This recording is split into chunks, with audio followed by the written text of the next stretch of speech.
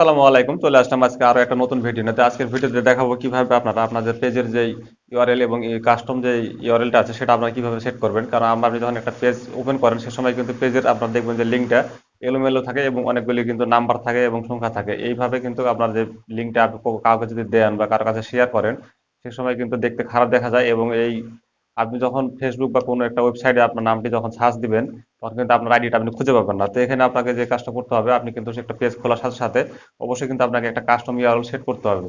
Custom URL set করলে কি হবে, আপনি যখন এই নামে সার্চ দিবেন তখন সাথে সাথে কিন্তু আপনার শুধু পেজটাই শো করবে, বাকি পেজগুলি কিন্তু শো করবে না। আর যখন আপনি কাস্টম ইউআরএলটা সেট করবেন না সে সময় কিন্তু অনেকগুলি পেজ শো করে। সে সময় কি হয় যে আপনার যে নিজের প্রোফাইলটা বা আপনার যে নিজের পেজটা সেটা কিন্তু খুঁজে পেতে অনেকটা সমস্যা হয়।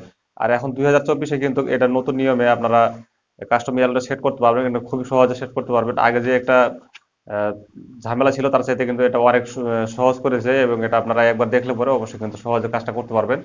তো আপনারা কিভাবে করবেন আমি কিন্তু স্ক্রিনে আপনাদেরকে দেখিয়ে দেবো। কাস্টম ইউআরএল সেট করার জন্য অবশ্যই আপনাদেরকে যে কাজটা করতে হবে, এখান থেকে দেখতে পাচ্ছেন ক্রোম ব্রাউজারটি আপনারা সিলেক্ট করবেন। তো ক্রোম ব্রাউজার আপনি ক্লিক করবেন।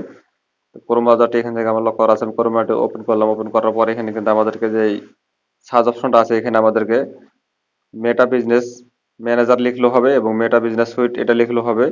এবং আপনি যদি লিখতে চান যে এখানে ফেসবুক বিজনেস সেটা লিখলেও হবে। তো আপনাদেরকে আমি কিন্তু সবভাবেই দেখিয়ে দিলাম। তো এখানে আমি এই মেটা বিজনেস ম্যানেজার এটাতে যদি আমি ক্লিক করি তো দেখতে পাচ্ছেন যে এখানে কিন্তু ফেসবুক বিজনেস এই অপশনটা কিন্তু শো করছে। তো আপনারা যেভাবেই আসবেন কিন্তু এখানে এই পেজটাতে আসতে হবে। এই পেজে আসার পর এখানে আমরা এখানে ক্লিক করবো এই পেজে। তো এখানে ক্লিক করার পরে কিন্তু আপনার যেই ফেসবুক আইডিটা থাকবে সেটা কিন্তু এখানে শো করবে এবং অবশ্যই আপনাকে কিন্তু ক্রোম ব্রাউজারে লগ ইন করতে হবে। তো আপনার আইডি যদি এখানে লগ ইন করা থাকে অবশ্যই আপনি কি করবেন, আপনার সেখান থেকে পেজটাকে সিলেক্ট করবেন। তো এখানে দেখতে পাচ্ছেন আমার কিন্তু পেজটা সিলেক্ট করা আছে। এখানে দেখা যাচ্ছে যে আমার এই পেজটা এবং আমার যে আইডির আন্ডারে আছে সেটা কিন্তু এই কর্নারে দেখা যাচ্ছে। তো এখানে যেহেতু আমার পেজটা সিলেক্ট করা, তো আমরা এটা একটু উপর দিকে স্ক্রল করার পরে নিচের দিকে দেখতে পাবো যে বাম সাইডে যে কর্নারে একটা সেটিংস অপশন থাকবে। এখানে দেখতে পাচ্ছেন যে এটা জুম করে আমি দেখাচ্ছি আপনাদেরকে। তো এখানে দেখতে পাচ্ছেন যে একটা সেটিংস অপশন, তো এই সেটিংসে আমাদেরকে ক্লিক করতে হবে।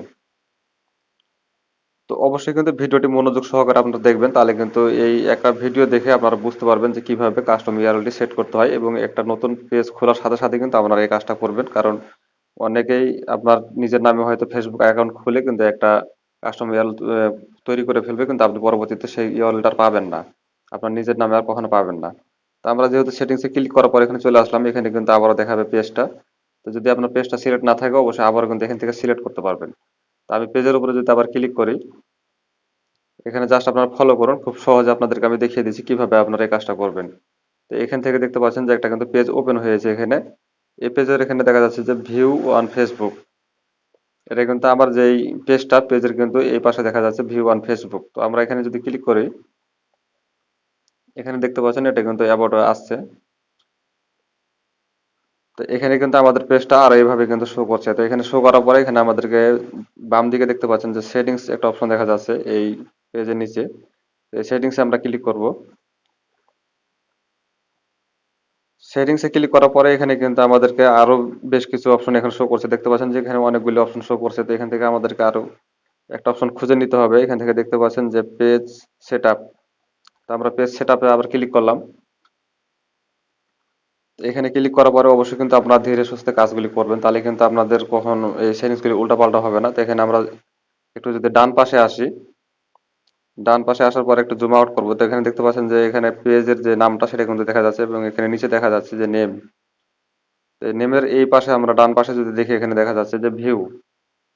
দেখতে পাচ্ছেন আপনারা ডান পাশে এই যে ভিউ অপশনটা নামের পাশে, তো এই ভিউ যদি আমরা ক্লিক করি এখানে কিন্তু আরেকটা পেজ ওপেন হবে। তো এখান থেকে দেখতে পাচ্ছেন যে আপনাদের যে কাস্টম ইউআরএলটা এখানে দেখতে পাচ্ছেন ইউজার নেম করবেন, ইউজার নেমের উপরে ক্লিক করবেন যেহেতু আমরা কাস্টম ইউআরএল এখানে সেট করব।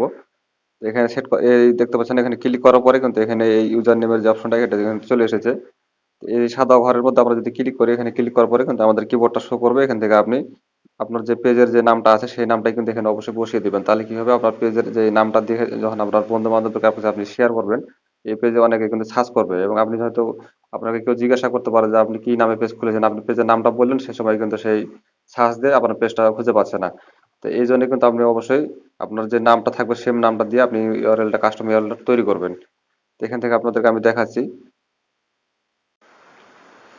তো এখানে দেখতে পাচ্ছেন যে আমি যখন নামটা লিখে বসালাম সাথে সাথে কিন্তু এখানে দেখতে পাচ্ছেন যে facebook.com এই আমার পেজের যে নামটা সেটা কিন্তু এখানে সেট হয়ে গেছে। এখানে কিন্তু আপনি যে নামটা দিবেন নামের কিন্তু কোনো স্পেস থাকা যাবে না, একদমই স্পেস করা যাবে না। তো এখান থেকে কিন্তু আপনার যে এই টিক মার্কটা দেখতে পাচ্ছেন এখানে, তো এই গ্রিন টিক মার্কটা যখন থাকবে তখন কিন্তু আপনি বুঝতে পারবেন যে আপনার এই ইউজার নেমটা কিন্তু সঠিকভাবে কিন্তু নিয়েছে এবং এই নামে কিন্তু কোনো ইউআরএল নেই। তো এটা আমরা সেভ করার জন্য এখানে জাস্ট আমাদের সেভ যে অপশনটা আছে এখানে আমরা ক্লিক করব, তাহলে কিন্তু আমাদের এটা সেভ হয়ে যাবে। তো এখান থেকে অবশ্যই কিন্তু আপনাকে আপনার যে আইডি সেই আইডির অবশ্যই কিন্তু পাসওয়ার্ডটা অবশ্যই দিতে হবে। তো পাসওয়ার্ডটা আমি দিয়ে দিলাম। পাসওয়ার্ডটা দেওয়ার পরে এখানে আমাদেরকে দেখতে পাচ্ছেন যে সাবমিটে ক্লিক করতে হবে, তাহলে কিন্তু আমাদের ইউআরএলটা সেট হয়ে যাবে। এখান থেকে আমাদের কিন্তু ব্যাক করে আবার এই জায়গায় নিয়ে এসেছে। তো আমরা দেখবো যে সেই আমাদের ইউআরএলটা সেট হয়েছে কিনা। তো এখান থেকে আমরা একটু রিলোড করব এটা। তো রিলোড করার পরে আমরা কিন্তু আবার ওইখানে পেজ সেটআপে ক্লিক করব। তো আমাদের যদি ইউআরএলটা সেট হয়ে থাকে তাহলে অবশ্যই কিন্তু আমাদের সেই নামটা এখানে শো করবে ইউআরএল এর সাথে।